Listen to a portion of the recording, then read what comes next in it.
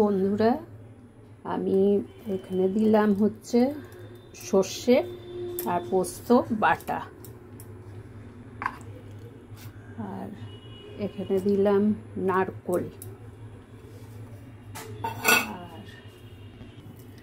আর দিচ্ছি লবণ, আর দিচ্ছি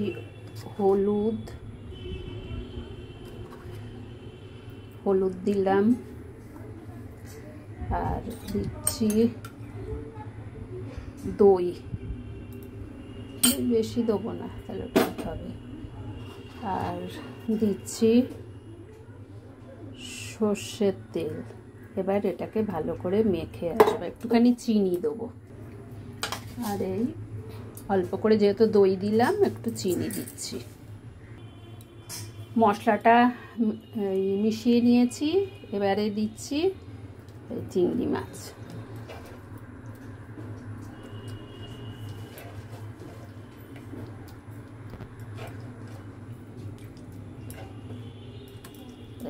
এবার এটাকে মশলার সঙ্গে ভালো করে মিশিয়ে দিলাম, মিশিয়ে দিয়ে এবারে কাঁচা লঙ্কা দিয়ে দিচ্ছি গোটা গোটা।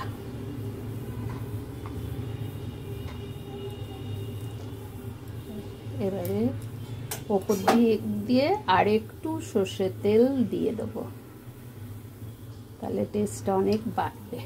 এবার এটা আধ ঘন্টা ম্যারিনেট হবে। বন্ধুরা, বসানোর সময় তো দেখানো হলো না, এই যে ঠান্ডা হয়ে গেছে, অনেকক্ষণ বসিয়েছি।